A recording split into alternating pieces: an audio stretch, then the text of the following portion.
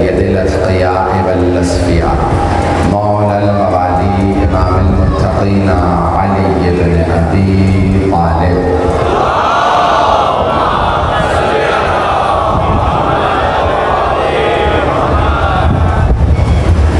وعلى اوصیائه لا سیما بقیة اللہ فی الارضین روحی وارواح العالمین لتراب وقدمه الفداء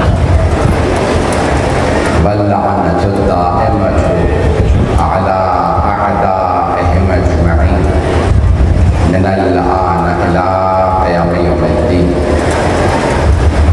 أما بعد فقد قال الله الحكيم في كتابه الكريم بسم الله الرحمن الرحيم الحمد لله رب العالمين الرحمن الرحيم مالك يوم الدين إياك نعبد وإياك نستعين صدق الله العلي العظيم. صلوات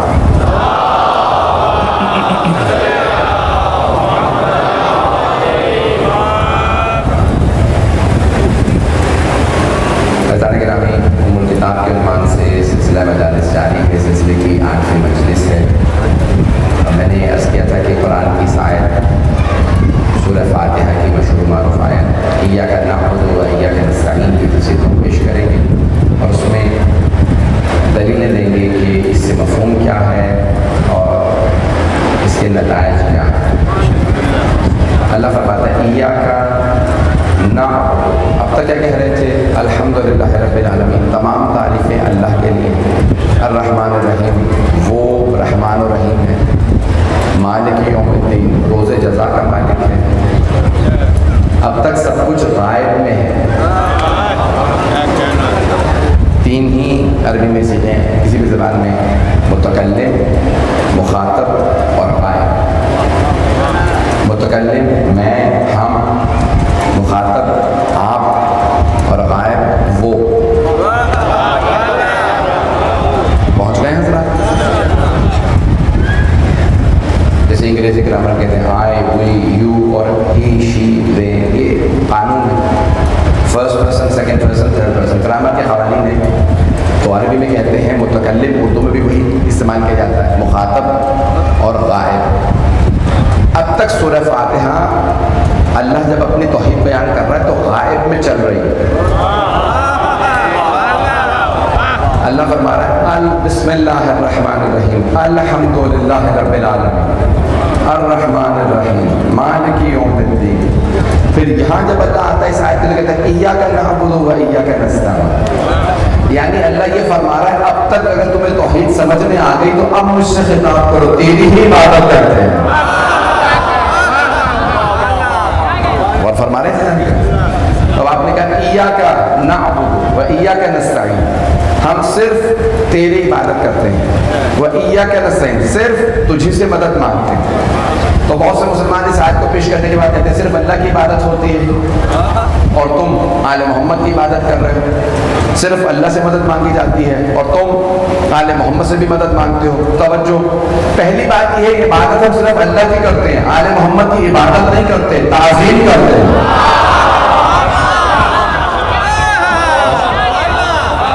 سارا مطلب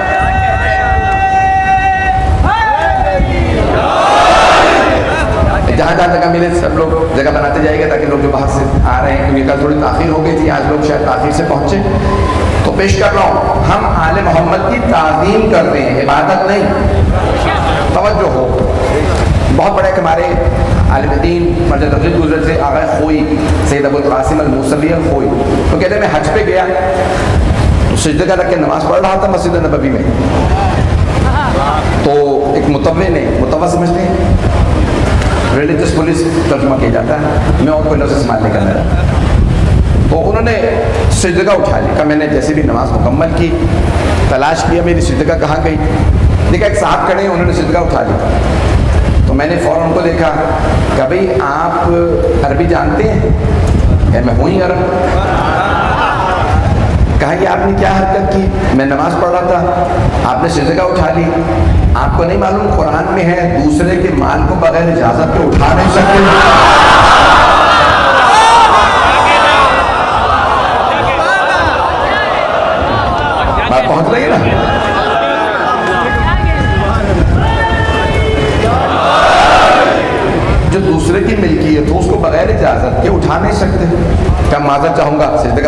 لیجیے. میں نے آپ کو شرک سے بچانا چاہ رہا تھا، اس لیے میں نے شرک اٹھا لیا آپ کی.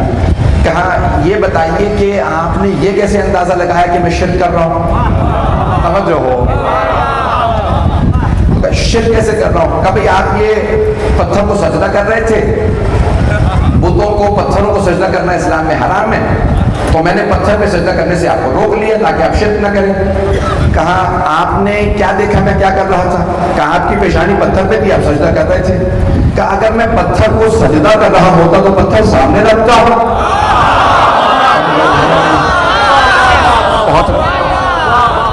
پتھر کو سجدہ کر، میں تو پتھر پہ سجدہ کر رہا تھا. سجدہ اللہ ہی کو ہے، تھا پتھر پہ. آپ زمین کو سجدہ کرتے ہیں یا زمین پہ؟ لوگ ہیں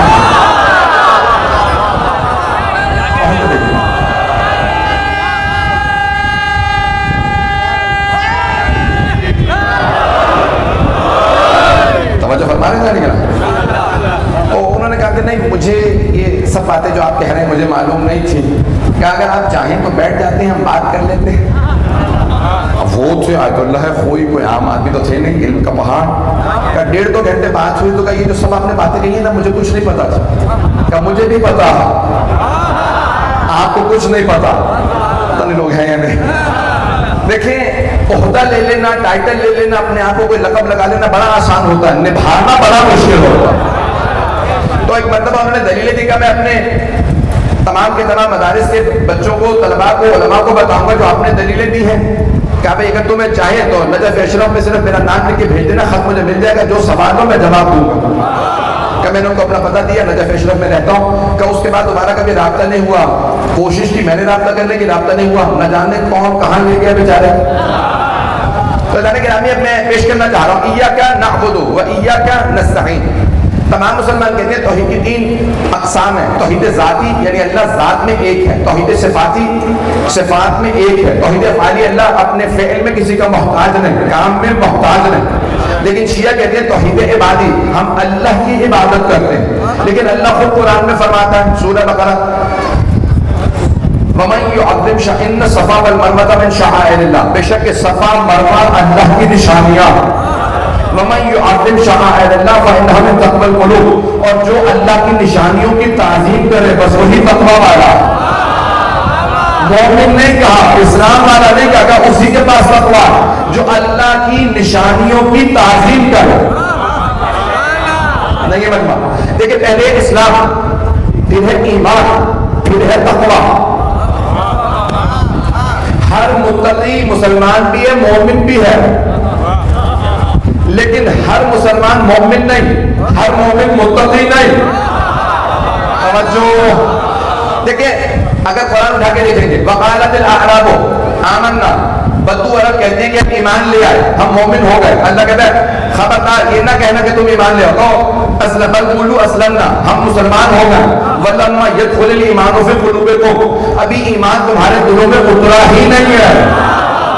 حلق میں ہے، سینے میں نہیں اترا. تو بہت سے لوگ صرف مسلمان ہیں، مومن نہیں بنے. اللہ فرماتا ہے قرآن میں یا ایھا الذین آمنوا اتقوا اللہ، اے مومنوں متقی بن جاؤ.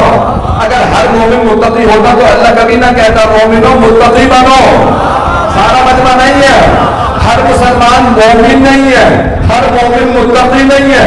چھٹے امام سے پوچھا کہ مولا مومن کیسے بنے؟ کہ جب تک کہ ہماری ولایت کا اقرار نہ کرو.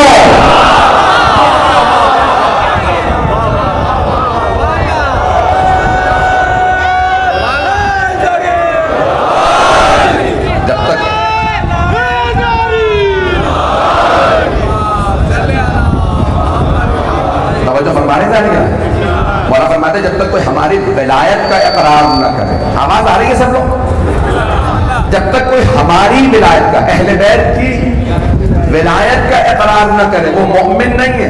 مسلمان تو ہے، مسلمان وہ کہ جس کے ہاتھ کا ذبیحہ حلال ہے. پتہ نہیں لوگ ہیں یا نہیں. وہ جانور ذبح کرے تو حلال، کافر ذبح کرے تو حلال نہیں ہے. توجہ، مسلمان کا ذبیحہ حلال، ملنا جلنا ان کے ساتھ حلال، جائز، نکاح جائز، لیکن وہ مومن نہیں ہے جب تک کہ اہل بیت کی ولایت کا اقرار نہ کرے. چھٹے امام اور پانچویں امام دونوں اصول کافی میں فرماتے ہیں کہ ما نودیہ فی الاسلام کما نودیہ للولایہ، اسلام میں کسی چیز کے لیے اتنا نہیں بلایا گیا جتنا ولایت کے لیے۔ سارا مجمع نہیں ہے میرے ساتھ، کھول کے مسئلے کو پیش کر رہا ہوں، اشارے سے آگے بڑھنا چاہ رہا تھا اور سارے مجمع کی توجہ ہو۔ رسول خدا کی سب سے زیادہ بڑی ذمہ داری سے پیش کر رہا ہوں، رسول خدا صلی اللہ علیہ وسلم کی سب سے زیادہ حدیث نماز پہ نہیں ہے، سب سے زیادہ حدیث روزے پہ نہیں ہے، حج پہ نہیں ہے، خمس پہ نہیں ہے، زکوٰۃ پہ نہیں ہے، تجارت پہ نہیں ہے، نکاح پہ نہیں ہے، طلاق پہ نہیں ہے، قصاص پہ نہیں ہے، دیات پہ نہیں ہے، شہادات پہ نہیں ہے، کفارات پہ نہیں ہے۔ سرور کائنات کی سب سے زیادہ حدیث اہل بیت کے خاص طور سے علی کے فضائل میں۔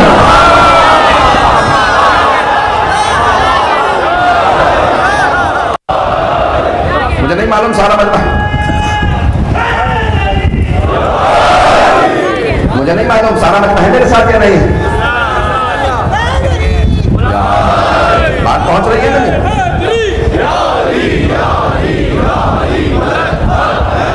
آپ لوگوں نے نعروں سے بتا دیا کہ ہاں سب ساتھ ہیں۔ جہاں جہاں جگہ مل رہی ہے میرے بہت سے بھائی کھڑے ہیں، مجھے بعض کا احساس ہوتا ہے، احساس ندامت ہوتا ہے کہ سب لوگ اتنی زحمتیں کر کے آ رہے ہیں، تو سن رہے ہیں آپ، سنتے رہیے گا۔ عزیزان گرامی، سب سے زیادہ حدیث کس موضوع پہ ہے؟ فضائل اہل بیت میں، فضائل اہل بیت میں، اس میں ولایت بھی ہے، امامت بھی ہے، وہ کچھ ہے جو کہیں دنیا میں اور نہیں ہے۔ فضائل اہل بیت میں سب سے زیادہ حدیث ہے۔ رسول اسلام نے کسی چیز کے متعلق اتنی حدیث نہیں کہی، جبکہ ہمیں باقاعدہ یہ بتا دیا جاتا ہے مسجدوں سے، ٹیلی ویژنوں پہ، ممبروں سے کہ سب سے زیادہ حدیث اس موضوع پہ، اس پہ، لیکن کہیں پہ بھی کسی کو توفیق نہیں ہوتی کہ مولا کا نام لے لیں۔ بہت معذرت کے ساتھ آخری مجالس سے آپ کہیں گے پوری کسر نکال کے جائے گا، میں پڑھوں گا اور مجھے پرواہ نہیں۔ عزیزان گرامی، سب سے زیادہ سرور کائنات کی حدیث مولا کائنات کے فضائل میں۔ آپ جانتے ہیں نا کہ ابتداء اسلام میں سرور کائنات کے فوراً بعد رسول خدا کی احادیث کو بیان کرنے پر پابندی لگا دی گئی۔ یہ پتہ ہے نا سب لوگ؟ کس نے یہ پابندی اٹھائی؟ آخری بنی امیہ کے خلیفہ عمر ابن عبدالعزیز، جن کے لیے کہتے ہیں کہ ان کے 3 یا 4 کام ایسے ہیں کہ کسی اور بنو امیہ، کسی بنی عباس کی کسی نے کوئی اتنی بڑی نیکی نہیں کی جتنی اس نے۔ پہلا کام اس نے کیا کہ یہ جو روایات پہ پابندی ہے کہ رسول خدا کی حدیث بیان کرنا حرام ہے، اس پہ کوڑے ہیں، یہ پابندی اٹھائی گئی۔ دوسرے، یہ جو علی بن ابی طالب کی توہین کی جاتی ہے ممبروں سے، اس کو بنو امیہ نے شروع کیا تھا۔ ممبروں سے مولا کا خطبہ مکمل نہیں ہوتا تھا، خطبہ جمعے کا دیتے تھے تو مولا کا نام لے کے توہین کرتے تھے۔ میں وہ جملے نہیں دہرانا چاہتا، یعنی لعنت بھی کرتے تھے اور سب کو شتم یعنی گالی بکتے تھے۔ میرے سارے بھائی، میرے بچے اس کو خاص طور سے سنیں گے، تاریخ کو سنیں گے۔ جناب مولا کائنات کا نام، سرور کائنات کی ایک تو نہیں اتنی احادیث ہے کہ نماز جمعہ قبول ہی نہیں ہے جب تک کہ خطبے میں میرا اور میری آل کا نام لے کے درود و سلام نہ بھیجا جائے۔ پتہ نہیں لوگ ہیں یا نہیں ہیں، مجھے نہیں پتا لوگ ہیں۔ تمام فرقوں میں، تمام مسلمانوں، جب تک رسول اللہ الحمدللہ رب العالمین نہ کہا جائے عربی میں، اللہ کی حمد نہ کی جائے، رسول خدا اور ان کے اہل بیت کا، یعنی کم از کم ہمارے عقیدے کے مطابق 14 کا نام لے کے درود و سلام بھیجا جائے۔ اور باقی مسلمان کہتے ہیں نہیں، پنجتن کا نام لینا کافی، مجھے بحث نہیں ہے اس سے، وہ فقہی مسئلہ، وہ علماء خود حل کریں۔ لیکن حدیث ہے، پیغمبر فرماتے ہیں جب تک میرا اور میرے اہل بیت کا نام نہ لیا جائے نماز جمعہ کے خطبے میں، اور نام لے کے درود و سلام یعنی صلوات و سلام دونوں نہ بھیجے جائے، تو خطبہ باطل، اور اگر خطبہ قبول نہیں تو نماز قبول نہیں۔ پتہ نہیں لوگ ہیں یا نہیں۔ جب تک اہل بیت کا نام نہ آئے نماز قبول نہیں، علی کا نام خطبے میں نہ آئے تو نماز قبول نہیں ہے، نماز جمعہ، اور وہ اسی خطبے میں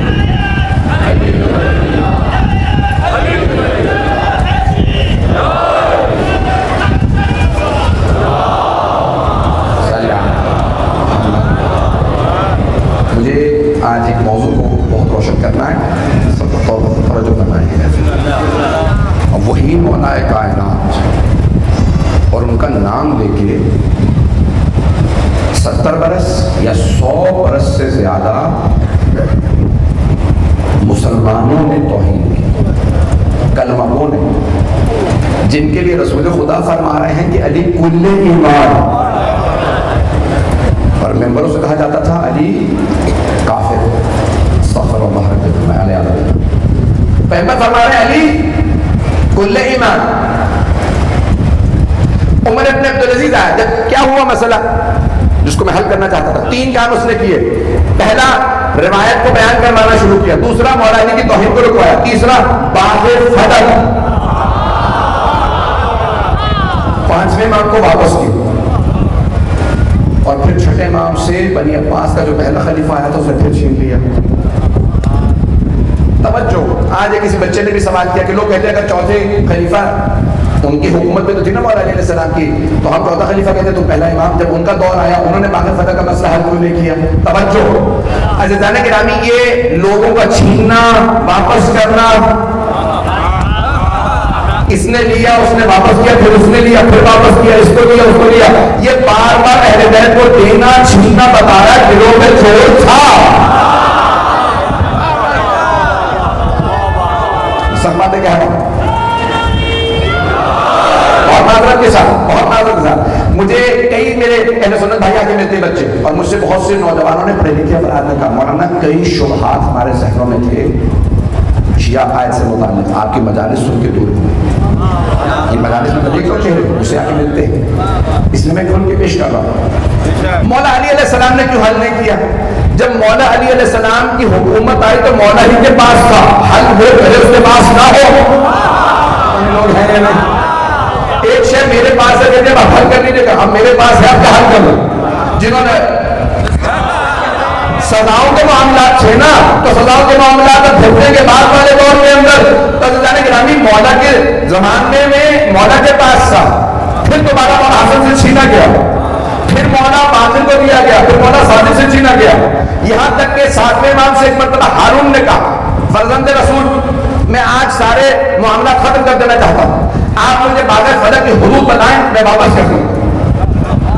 ہارون الرشید بنی عباس کا خلیفہ، آپ مجھے حدود بتائیں میں آپ کو باغ فدق واپس کر دوں گا۔ مولا نے کہا تو کبھی واپس نہیں کرے گا۔ میں قسم کھا کے خود اپنے تخت پہ بیٹھا ہوا کہہ رہا ہوں کہ میں واپس کر دوں گا، آپ بتاتے کیوں نہیں؟ مولا نے کہا تو کبھی واپس نہیں کرے گا۔ کہ میں خود اپنے دربار میں اپنے مجمع میں کہہ رہا ہوں، فوج کے سامنے میرے وزیر موجود ہیں، میں خود کہتا ہوں واپس کروں گا، حدود بتائیے۔ مولا نے کہا سن، فدق کی حدود افریقہ کی پوری حکومت ادھر سے بحر الکاہل تک، یہاں ایران وہاں فلسطین، یہ سارا فدق ہے، نہیں ہے مجمع۔ الفدق هو العالم والعالم هو الفدق۔ پتہ نہیں لوگ پہنچے یا نہیں پہنچے؟ فدق ساری کائنات ہے اور ساری کائنات بھی ہمارا فدق ہے۔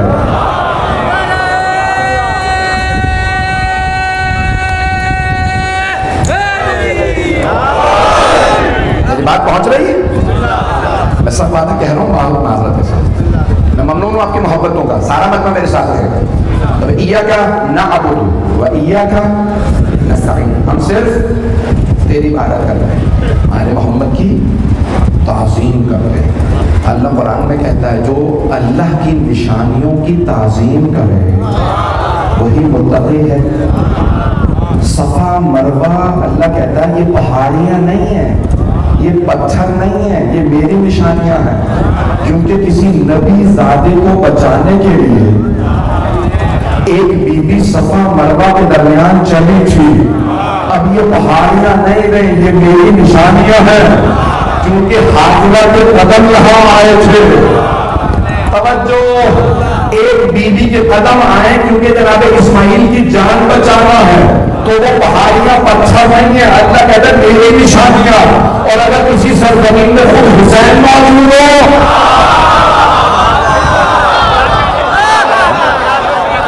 وہ اللہ کی نشانی نہیں۔ آئے ذرا میں دلیل پیش کر رہا ہوں، مجمع میں جانتا ہوں بہت سے نعرے میں دلیل جلتا جاتا ہوں، میرے محبتیں آپ لوگوں کی محبتوں کا ممنون ہوں، میرے بھائی میرے بچے جس طرح سے سن رہے ہیں میں ممنون ہوں آپ کی محبتوں کا۔ عزیزان گرامی پیش کر رہا ہوں جناب سید الشہداء مکے آئے، مدینے سے 500 یعنی 500 کلومیٹر کے فاصلے پہ ہے مکہ. سب میں جب دیکھیں گے مدینے سے شمال کی طرف کربلا مدینے سے, اور جنوب کی طرف مکہ. تھوڑی سی مدینے سے نارتھ کی طرف شمال کی طرف ہے کربلا, اور ساؤتھ کی طرف جنوب کی طرف ہے مکہ. مولا مدینے سے کہتے کیا چلے ہیں, میں جا رہا ہوں کربلا. تیاری عراق کی ہے کربلا کی, لیکن آ رہے ہیں پہلے مکہ, جائیں گے وہیں, لیکن مکے سے ہوتے ہوئے. کیوں؟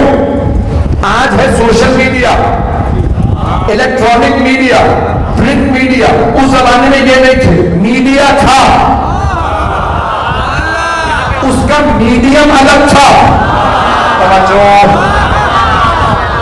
لوگوں تک بات پہنچانے کا طریقہ الگ تھا. تو مولا نے کہا مجھے لوگوں تک بات پہنچانی ہے, ایسا نہ ہو کہ میری جان بے حد چلی جائے, یہ مار بھی دے چاروں طرف سے گھیر کے, اور لوگوں تک میرا پیغام بھی نہ پہنچے. تو پہلے پیغام پہنچا دوں پھر جان دوں گا. تو مولا نے کہا سب سے بڑا اجتماع کہاں ہوتا ہے, جہاں سب تک بات پہنچے. مسلمانوں کا سب سے بڑا اجتماع اس زمانے میں مکے میں تھا, حج پہ. مولا نے کہا چلو مکے چلو. سارے حاجی موجود تھے. مولا نے دعائیں عرفہ پڑھی. سارے حاجیوں نے کہا اس سے بہتر دعا نہیں سنی, اس سے خوبصورت چہرہ نہیں دیکھا. یہ نورانی مخلوق کون ہے؟ جناب عباس نے کہا یہ نواسہ رسول ہے. سب نے کہا ہمیں تو پتہ ہی نہیں تھا کوئی نواسہ رسول بھی ہے. کہ فرزند رسول آپ کو حج کروائیں گے؟ کہا نہیں, میں کربلا جا رہا ہوں. آپ سے بڑا عابد کوئی نہیں, آپ سے بڑا کوئی رسول سے قریب کوئی نہیں. آپ نواسہ رسول, آپ سے بہتر دعا کوئی نہیں پڑھتا, آپ سے بہتر نمازی کوئی نہیں, آپ سے بڑا حاجی کوئی نہیں. آپ حج نہیں کریں گے؟ کہ نہیں. کیوں؟ کہ چونکہ یزید اللہ کے گھر کی حرمت پامال کر دے گا میرا خون بہانے کے لیے, اس لیے میں کربلا جا رہا ہوں. حاجی بہت تھے, حج بچانے والے صرف مولا حسین تھے.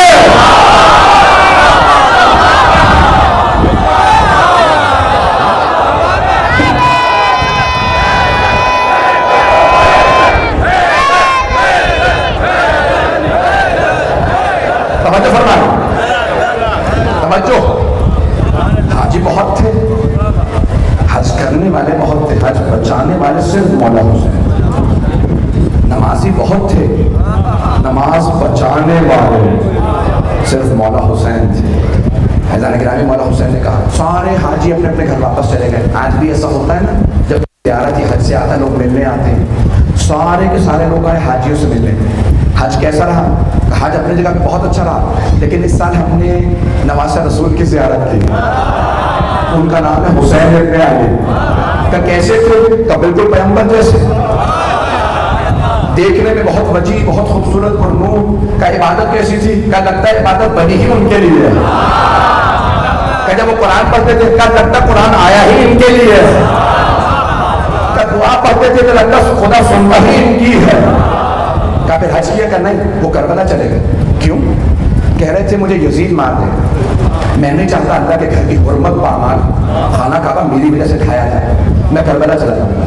کب؟ حج کے موسم. فوراً آ گیا عاشورہ, 10 محرم کو امام حسین کو شہید کر دیا گیا. سارے مسلمان دنیا میں بات پھیل گئی, کوئی نواسہ رسول کربلا میں مارا گیا. سارے حاجیوں نے سنا, سارے کے سارے مسلمانوں نے سنا, سب نے ایک ہی بات دہرائی, حسین کہہ کے یہی گئے تھے میں مارا جاؤں گا. تو وہی ہوا جو انہوں نے کہا تھا. عزیزان گرامی, سید الشہداء نے جتنی بڑی قربانی دی ہے, مجھے خدا معاف کرے, میں کسی کی توہین مقصود نہیں ہے, نہ کسی نبی نے اتنی بڑی قربانی, نہ کسی ولی نے اتنی بڑی قربانی دی. یہ کیوں سارے انبیاء امام حسین کو سلام کر رہے ہیں, سردار انبیاء خود سلام کرتے ہیں امام حسین. جناب سیدہ مولا علی سلام کرتے ہیں. آئے میں دل میں دینا چاہتا ہوں کہ ایا کا نستعین پہ دوسرے پہلو کو بھی سن لیجیے اگر سننا چاہتے ہیں. صرف تجھ سے مدد مانگتے ہیں, اور اللہ پھر خود ہی قرآن میں سورہ بقرہ میں فرماتا ہے وَاسْتَعِينُوا بِالصَّبْرِ وَالصَّلَاةِ، مدد مانگو صبر سے اور صلاۃ سے۔ تو مسلمانوں نے تفسیر کی صبر سے مراد ہے روزہ، صلاۃ سے مراد ہے نماز۔ مدد مانگو روزے سے اور نماز سے۔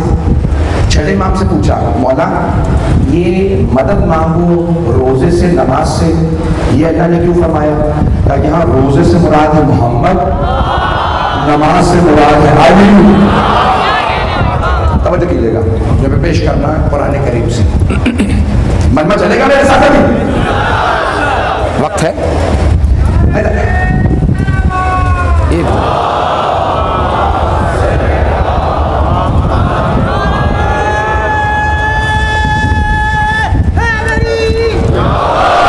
جو آج مکمل نہ کر سکا میں کل مکمل کروں گا، مجھے سب کو مجمع کی توجہ چاہیے۔ تو اب یہ کہتے ہیں مسلمان کہ نہیں اللہ کے علاوہ کسی اور سے مدد مانگنا بدعت ہے، بلکہ 3 الفاظ استعمال کیے جاتے ہیں، بدعت ہے، شرک ہے، حرام ہے، 3 ہی الفاظ ہیں۔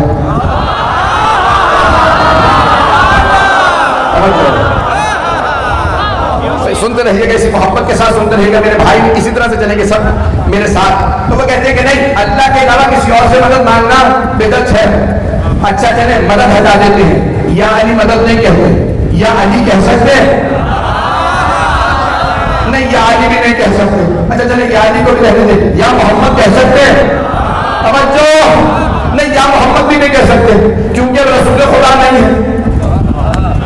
تو آپ نماز پڑھتے ہیں بڑی اچھی طرح سے پڑھتے ہیں، 5 وقت کی پڑھتے ہیں ہاں، تو ہر نماز کے آخر میں سلام دیتے ہیں، تو سلام دینے کہتے ہیں السلام علیکم ایھا النبی، یا نبی آپ پہ سلام۔ توجہ یا ایھا الذین آمنوا، یا ایھا النبی آپ پہ سلام۔ السلام علیکم ایھا النبی، پروردگارا تو نے نماز بھیجی۔ اب اگر حبیب زندہ نہیں ہے، کسی مسلمان کو چیلنج دے دو، کیا میرے بات ڈالے، کسی مسلمان مفتی نے عالم نے کسی میں جرأت ہے تو کہے قرآن سے سلام نکال دو کیونکہ اب پیغمبر نہیں ہے۔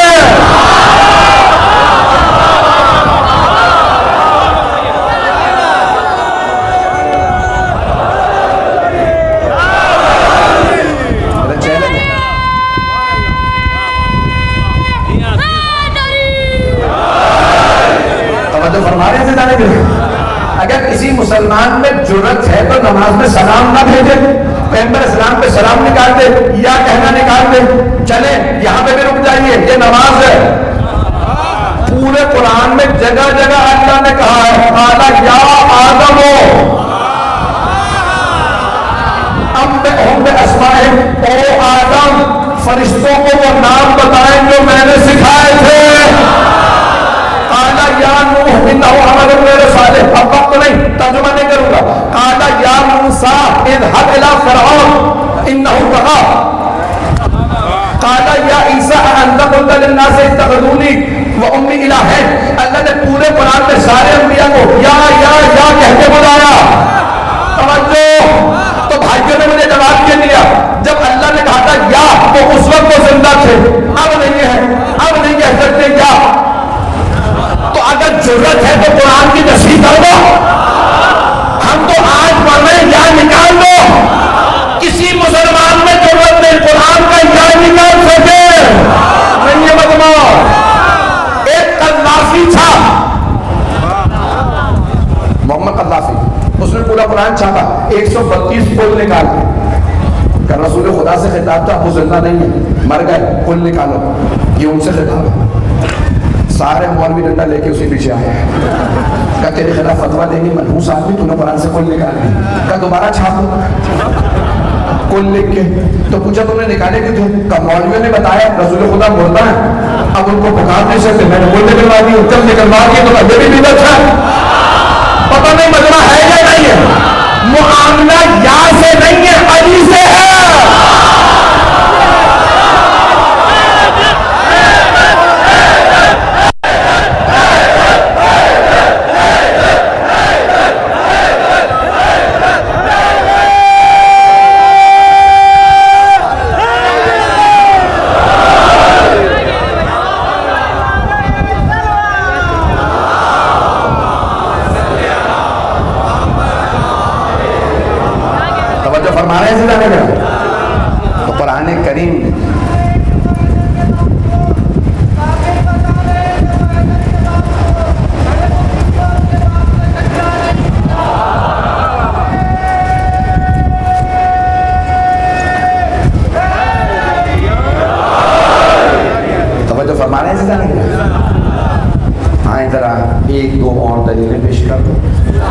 تاکہ نوجوانوں کو اپنے ایمان پہ پختہ یقین ہو. عزیزان گرامی، ہمارے یہاں کتنی زیارات ہیں؟ سب سے زیادہ زیارات مکتب اہل بیت میں. ایسا ہے یا نہیں؟ اب یہ جملہ میں ان کے لیے پیش کر رہا ہوں جو ہمارے اندر بھی بغیر کسی کا نام لیے زیادہ تر تو بول نہیں رہے، اس وجہ سے مجھے ہی پتا ہے. آپ لوگ تو بالکل معصوم ہے، جانتے ہی نہیں ہے کہ داخلی مسائل کیا ہے. تو اندر بھی کچھ لوگ پیدا ہو گئے جو کہتے ہیں نہیں، مدد نہیں مانگنی چاہیے، اور یہ سب چیزیں جائز نہیں. عزیزان گرامی، اتنی زیارات رسول خدا اور ائمہ اہل بیت کی جتنی ہمارے پاس ہے نا، کسی مکتب میں نہیں. دو چیزوں کا ذخیرہ ہمارے پاس ہے جو پورے اسلام بلکہ پوری دنیا میں کسی کے پاس نہیں. ایک دعاؤں کا، دوسرے زیارات. اور تمام زیارات شروع ہوتی ہیں السلام علیکہ یا ابا عبداللہ. پتہ نہیں لوگ ہیں یا نہیں ہیں، لوگ ہیں یا نہیں ہیں. وہ تمام افراد جو کہتے ہیں کہ نہیں، ان سے مدد نہیں مانگ سکتے، صرف اللہ سے مدد مانگو. اچھا، مصیبت یہ ہے کہ ہر آدمی قرآن ہی کو پیش کرتا ہے، اور اللہ یہ فرما رہا ہے کہ میرے حبیب امت کو بتا جائیں قرآن کافی نہیں ہے. جنہوں نے نعرہ لگایا تھا حسبنا کتاب اللہ، ہمیں کتاب کافی ہے، سب سے پہلے وہی علی کے در پہ آئے تھے. قرآن کتاب کافی نہیں، قرآن کافی نہیں. قرآن کے ساتھ ہے اہل بیت. کسی نے کہا یاد یہ جگہ جگہ قرآن میں یہ بھی آیا وہ بھی آیا تو ٹکراؤ ہے. مولانا نے کہا تیرے لیے ٹکراؤ ہے، ہمارے لیے نہیں. جب ہمارے بغیر سمجھو گے تو ٹکراؤ نظر آئے گا، جب ہم سے سمجھو گے.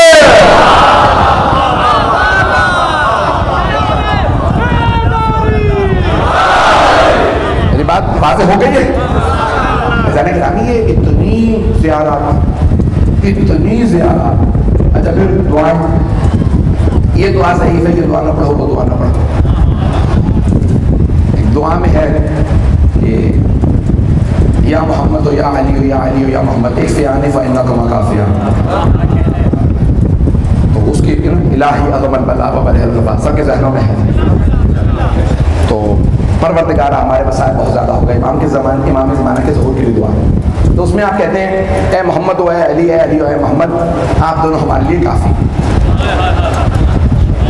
دعا میں پڑھتے ہیں ایک فیانی فإنک مکافیہ، آپ دونوں ہمارے لیے کافی ہیں، یعنی اہل بیت ہمارے لیے کافی. یہ کیسے ہو سکتا ہے؟ امام ایسا کیسے کہہ سکتے ہیں؟ یعنی اللہ کے بغیر یہ دونوں کافی ہیں. وہ یہ نہیں دیکھ رہے کہ جب ہم نے دعا شروع کی تو شروع میں کہا الہی، اللہ سے کہہ رہے ہیں پروردگارہ جو تو نے بنائے بس وہی ہمارے لیے کافی ہے. نہیں ہے مجمع.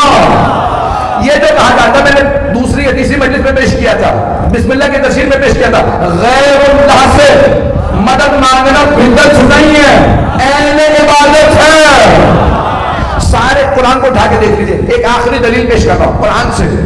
اللہ کہتا ہے میرے حبیب اگر آپ مشرکین سے سوال کریں کہ تم ان بتوں کو پوجتے ہو، بتوں کو مانتے ہو، تو یہ کہیں گے کہ بت ہم عبادت نہیں کرتے، ہاں اولئک شفعاؤنا الی اللہ، یہ ہماری شفاعت کرتے ہیں اللہ تک پہنچنے کے لیے. توجہ. تو ہمیں بہت سے مسلمان یہ آیت سنا دیتے ہیں کہ دیکھو تم شفاعت مانگتے ہو، توسل مانگتے ہو، وسیلہ مانگتے ہو، مدد مانگنا جائز مانگتے ہو، قرآن میں لکھا. بت پرستی یہی کہتے ہیں، یہی تو ہم سمجھانا چاہ رہے ہیں. کوئی مومن ہو، مشرک ہو، منافق، ایک فرق ہے. کچھ خود بنا کے کہتے ہیں تو مان لے، کچھ خود ساختہ وسیلوں کو مانتے ہیں، کچھ خدا ساختہ وسیلوں کو مانتے ہیں. نہیں پہنچا سکا. عزیزان گرامی، فرق یہ ہے کہ کوئی کہتا ہے میں نے اسے خدا مان لیا، مجھے گائے میں نظر آ رہا، مجھے بندر میں خدا نظر آ رہا، مجھے سانپ میں خدا نظر آ رہا، مجھے ماں میں باپ میں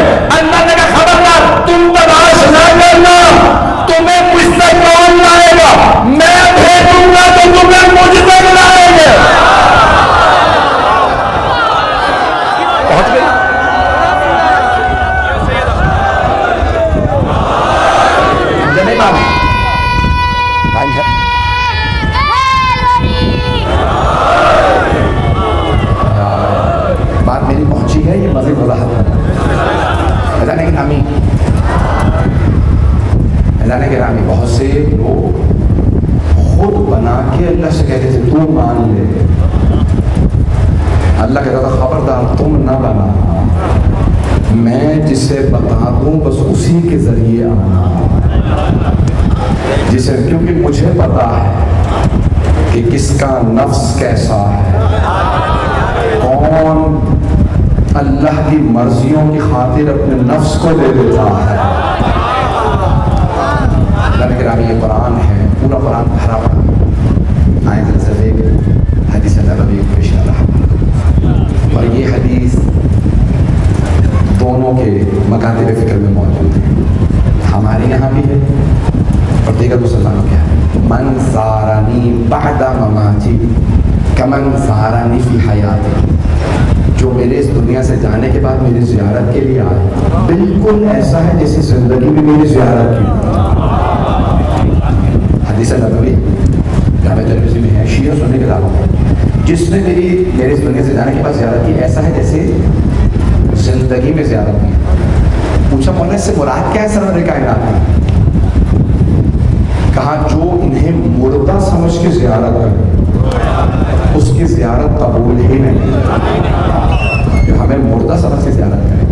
آئے ذرا ایک اور توسل پیش کرتا ہوں، جب آپ مشہد مقدس جائیں گے تقریباً آدھا کلومیٹر سے زیادہ باؤنڈری ہے امام رضا علیہ السلام کے حرم، سب سے بڑا حرم دنیا میں 8ویں امام علیہ السلام کا، بہت بڑا حرم۔ میں بھی پچھلے دنوں دیکھ رہا تھا کتنے لوگ آ سکتے ہیں، تو بتایا اس میں 5.5 لاکھ سے زیادہ افراد حرم میں آ سکتے ہیں۔ یہ کہنا بڑا آسان ہے، اتنا وسیع حرم ہے۔ تو پہلے کیا ہوتا تھا کہ کتابوں پہ لکھا تھا اذن دخول، جب آپ کسی کے گھر جاتے ہیں نا تو دستک دیتے ہیں، اندر آ سکتا ہوں، اسے کہتے ہیں اجازت مانگنا، عربی میں کہتے ہیں اذن دخول، اندر داخل ہونے کے لیے اجازت لینا۔ تو اب انہوں نے کیا کیا کہ جو باہر کے سارے دروازے ہیں جیسے ہی آپ اندر آئیں گے تو دروازے ہی پہ لگا دیا، یہیں سے پڑھ لو، توجہ۔ تو 8ویں امام کا جو اذن دخول ہے ائمہ سے منسوب ہے، 9ویں امام علیہ السلام نے بتایا کہ جب اندر جانے لگو تو اجازت مانگ کے جانا، اجازت زندوں سے مانگی جاتی ہے، پہنچ گئے، مردوں سے نہیں، توجہ رہے میرے ساتھ۔ اب آپ جب 8ویں امام کی زیارت کے لیے جائیں گے، میں پورا اس نے دخول نہیں سنا رہا، پریشان نہ ہوئیے گا، وقت نہیں ہے، مجھے مکمل احساس ہے۔ تو وہاں جب آپ جائیں گے تو جملہ پڑھیں گے، اشہد انک، کس سے کہنا ہے؟ امام سے، میں گواہی دیتا ہوں، اشہد انک تسمع کلامی وترد سلامی، میں گواہی دیتا ہوں آپ میرا سلام سن رہے ہیں، میرے سلام کا جواب دے رہے ہیں، میرے کانوں پہ پردے ہیں، آنکھوں پہ پردے، نہ میں دیکھ سکتا ہوں آپ کو نہ سن سکتا ہوں، لیکن گواہی دے رہا ہوں، گواہی دے رہا ہوں۔ توجہ، اگر آپ میں سے کوئی عدالت جائے اور جج سے کہے میں گواہی دینے آیا ہوں، یہ آدمی بے گناہ، آپ وہاں موجود تھے جب پوچھے گا؟ نہیں میں موجود نہیں تھی، گواہی قبول ہو جائے گی؟ وہ کہے گا جب آپ چھینی تو گواہی کیسے؟ توجہ، جب آپ وہاں چھینی تو گواہی کیسے؟ جج فوراً آپ کو عدالت سے خارج کر دے گا۔ آپ یہ جملہ دہرا رہے ہیں، گواہی دی ہے معصوم نے، معصوم فرماتے ہیں میں دیکھ رہا ہوں کہ وہ دیکھ رہے ہیں۔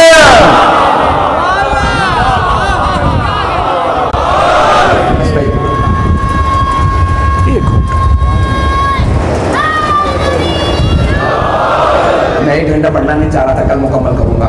ایزانے کے نام امام علیہ السلام ہماری ہر بات سنتے ہیں، آپ یہاں بات کرتے ہیں نجف تک آواز آتی ہے، مدینہ منورہ آواز آتی ہے اور وہ جواب دیتے ہیں۔ اور عزیزان گرامی، وہ افراد جو کہتے ہیں نا ان سے مدد نہ مانگو، جب وہ بھی پریشان زیادہ ہو جاتے ہیں وہ بھی انہی سے مدد مانگتے ہیں، کوئی اور ائمہ علیہ السلام کے علاوہ کسی اور سے مدد۔ عزیزان گرامی، پیش کر رہا ہوں، ہمارا عقیدہ یہ ہے کہ حضرت عباس باب الحوائج، باب الحوائج حاجت کی جمع ہے، حوائج، اگر کسی کی کوئی حاجت ہو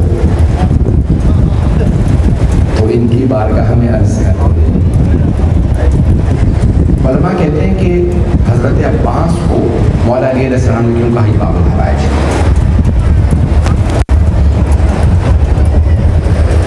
ایک جملہ پیش کرتا ہوں صاحب سے کہیں.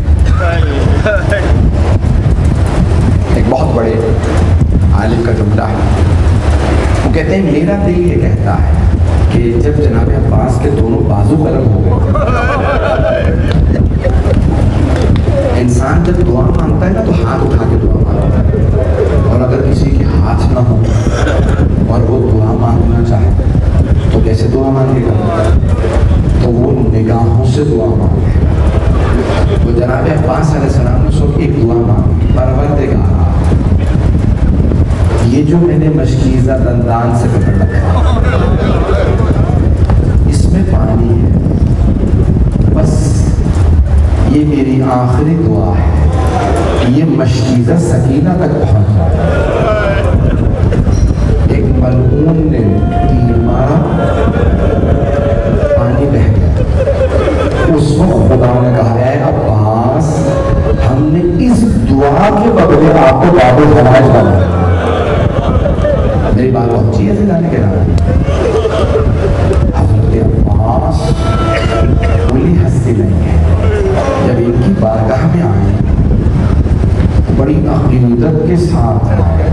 آج مجھے ان کے مسائل کو پیش کرنا ہے جو لشکر حسینی کے سپہ سالار ہے. اور جناب عباس کی بھی جب آپ فرصت دیں تو 4 بیویوں کو فرصت دیا جاتا ہے. پہلا جناب سیدہ کو، کہ خود بیوی نے فرمایا ہے عباس میرا بیٹا ہے. اور دوسری بیوی ہے جناب ام البنین. جناب ام البنین کو 4 بیٹی بیوی کے بڑی محبت تھی حضرت عباس. جب جناب ام البنین کو مدینے میں خبر ملی نا تو بشیر ابن جذلم نے ممبر رسول پہ اعلان یہ کیا تھا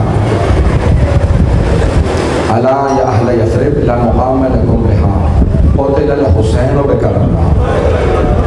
بشیر نے اعلان صرف جناب مولا حسین کی شہادت کا کیا کہ امام حسین کربلا میں مارے گئے. میں نے ایک اسے عرض کیا تھا کہ مسجد کے ساتھ والا جو گھر ہے وہ مولا علی کا گھر. مولا علی کے گھر میں حضرت ام البنین رہا کرتے. بی بی کے کانوں میں آواز آئی کہ کوئی حسین مارا گیا. بشیر نے یہ نہیں کہا تھا علی بن ابی طالب کے بیٹے حسین، صرف اتنا کہا تھا حسین کربلا میں مارے گئے. تو جناب ام البنین نے فوراً اپنے پوتے کو آواز دی فاضل مجھے فوراً مسجد نبوی لے جا. بی بی نے سر پہ برقع رکھا، ہاتھ میں عصا لیا، مسجد نبوی آئی اور سوال کیا بشیر یہ کون سا حسین مارا ہے؟ بشیر کو نہیں پتا بولتے میں بی بی کون ہے.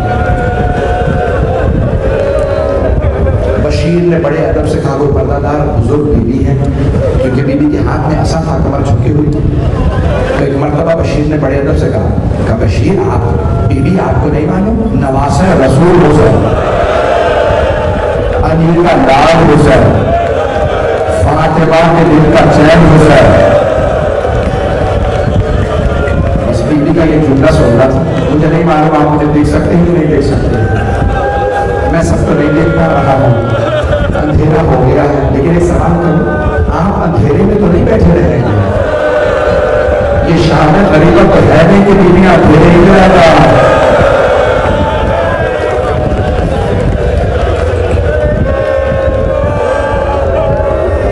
بس بھائی جیسے بشیر نے کہا نا نواسہ رسول حسین، جناب ام البنین کے ہاتھ میں عصا تھا، عصا چھوٹ گیا. جیسے ہی عصا گرا بی بی نے ایک مرتبہ بشیر کو دیکھے کہا بشیر میں کیسے مانوں عباس کے ہوتے ہوئے حسین مارے گا؟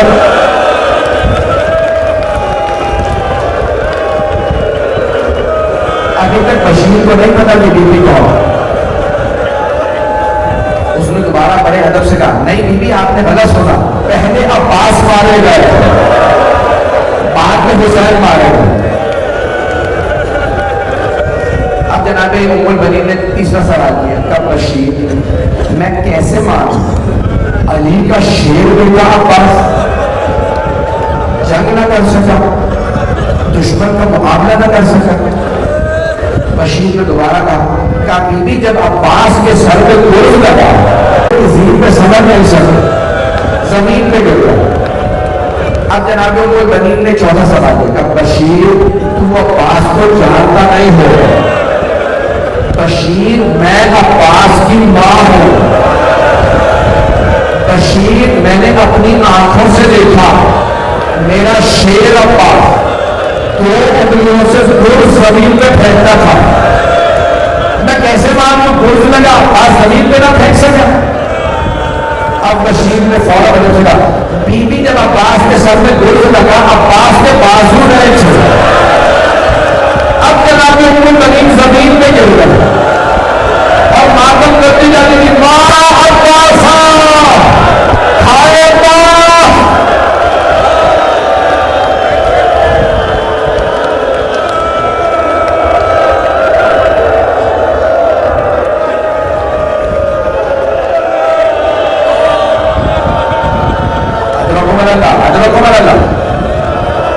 رونے میں وہ نہ کرے. وقت تو تمام ہو گیا, مجھے 10 منٹ چاہیے مولا عباس کی شہادت پڑھنے کے لیے. جیسے جناب ام البنین رونے لگی نا بلند آواز سے مسجد نبوی کی زمین میں بیٹھ کے, اب بشیر نے بڑے ادب سے سوال کیا بی بی کس مصائب نے آپ کو اتنا بلا دیا. تو جناب ام البنین نے فرمایا بشیر جب کوئی شہسوار گھوڑے سے گرتا ہے نا وہ ہاتھوں کا سہارا لیتا ہے, اور اگر کسی کے ہاتھ ہی نہ ہو اور اگر گھوڑے سے گرے نا تو چہرہ زمین پہ رکھتا. اور تو کہنا میرے بیٹے کے سینے میں تیر سے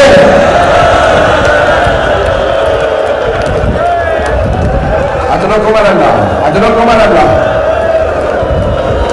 بس بھائی جیسے صبح عاشور ہوئی نا میں بہت تفصیل سے جناب عباس کے مسائل پڑھنے کا عادی ہوں. اگر مجھے کوئی کہے نا 1 گھنٹہ جناب عباس کے مسائل پڑھو میں 1 گھنٹہ پڑھ سکتا ہوں. اتنے مسائل میں مولا قاضی آئیں ذرا پیش کروں آپ کی خدمت میں. صبح عاشور ہوئی جناب عباس مولا کی خدمت میں آیا. مولا حسین سے عرض کرنے لگے مولا اجازت ہے میں ان دشمنوں کو دیکھ لوں. مولا نے ایک مرتبہ جناب عباس کو دیکھا, فرمایا عباس آپ میری فوج کے سپہ سالار ہیں, آپ چلے جائیں گے تو سپہ سالاری کون کرے. بس اتنے میں ایک حملہ ہوا, کچھ اصحاب انصار گئے شہید ہو گئے. جناب عباس پھر واپس آئے گا مولا مجھے اجازت دیجیے یہ بھوکے پیاسے انصار کہاں نہ بتائیں گے. کہا نہیں عباس آپ میری فوج کے سپہ سالار. جب جناب حبیب کا لاشا آیا نا تو جناب عباس نے کہا مولا مجھے اجازت دیجیے ان دشمنوں کو میں دیکھ لوں گا. کہا نہیں عباس آپ میرے فوج کے سپہ سالار. ایک مرتبہ ظہر کا وقت قریب آیا, مولا نے ایک مرتبہ پھر کہا مولا مجھے اجازت دیجیے میں ان دشمنوں کو دیکھ لوں گا. عباس آپ میری فوج کے سپہ سالار ہیں. مولا عباس نے کہا مولا وہ فوج کہاں ہے جس کا میں سپہ سالار ہوں. اب جب جناب محمد کے لاشیں آئے نا تو جناب عباس نے فرمایا مولا لوگوں کے پالے بچے مارے جائے مجھے اجازت تو دیجیے. مولا حسین نے فرمایا نہیں عباس آپ میری فوج کے سپہ سالار. بس بھائی جناب عباس اپنی تلوار پہ ٹیک لگائے کھڑے تھے کہ اتنے میں کچھ بچوں کی آواز آئی.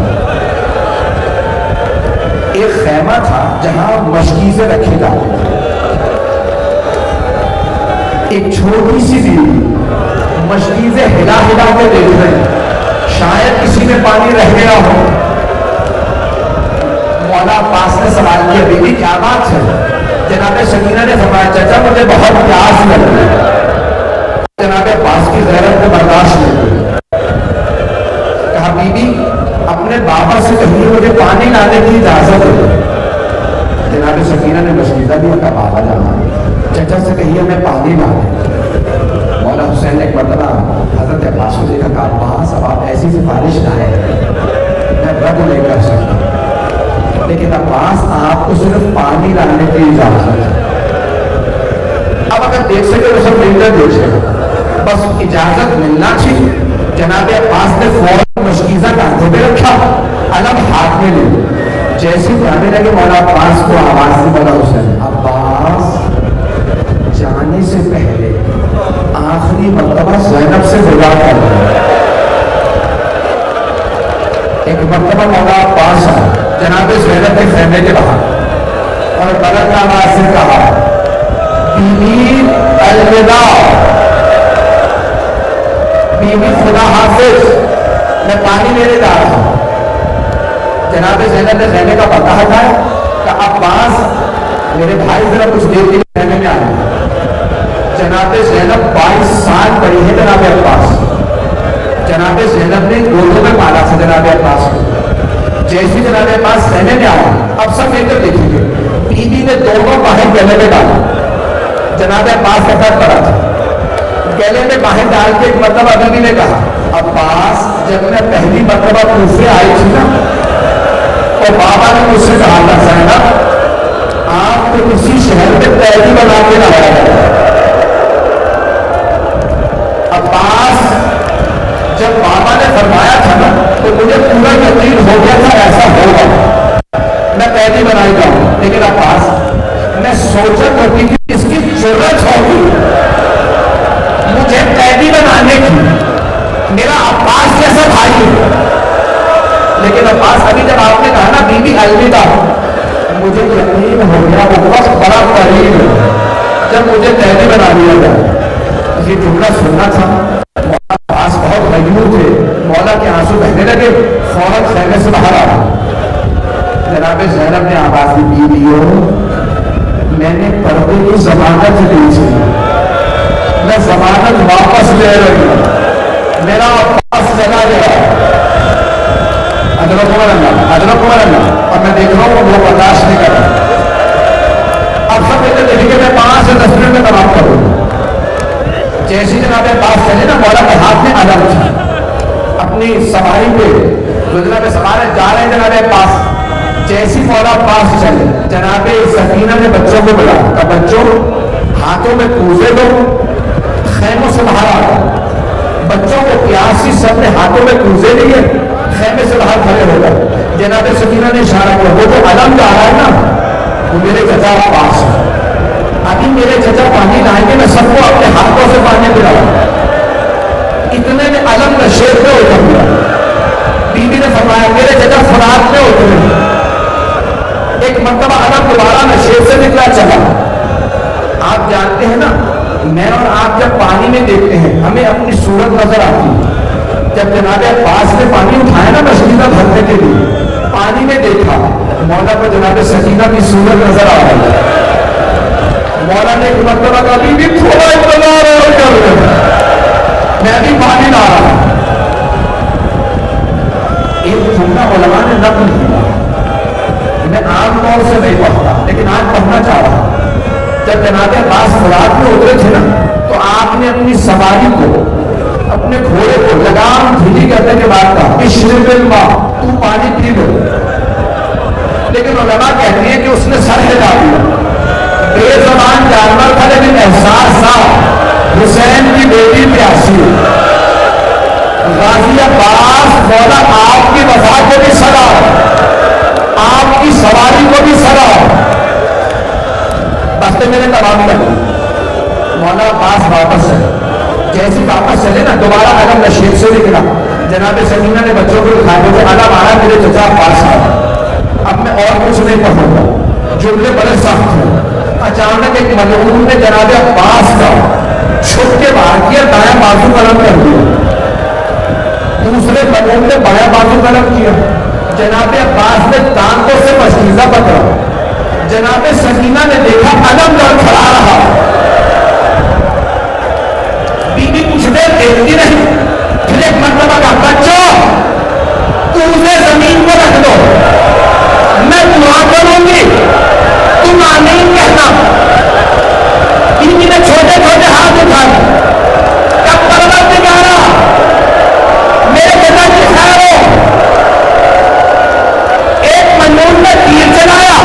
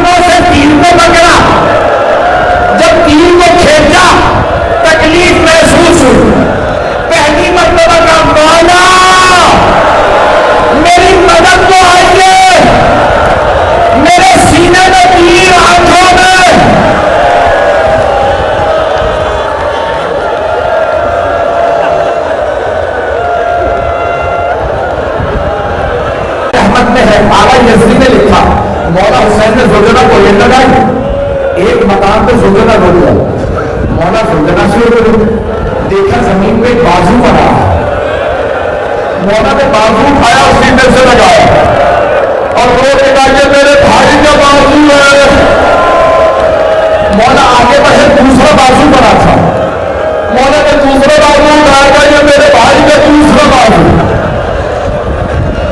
مولا آگے بڑھے, دیکھا زمین پہ لاشا پڑا, مولا نے اٹھا کے زانوں پہ رکھا, سر زانوں پہ رکھا.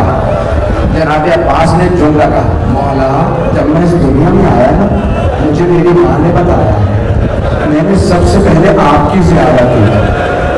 مولا میں دنیا سے جاتے میں آپ کی زیارت کرنا چاہتا ہوں, لیکن مولا میری ایک آنکھ میں تیر لگا, دوسری میں خون بھرا. مولا اگر ہو سکے اپنی آواز سے میری آنکھ کا خون صاف کر دیجیے. جیسے ہی مولا حسین نے ابا اٹھائی, جناب عباس کی آنکھ میں رکھی, خون صاف کیا. مولا عباس نے فوراً کہا مولا میری ماں سے کہیے گا میں نے نافرمانی نہیں کی. میری ماں نے کہا تھا کبھی حسن حسین کو کام نہ کہنا, مولا میں کبھی زحمت نہ دیتا, اگر میرے ہاتھ سلامت ہوتے مولا میری ایک وصیت ہے.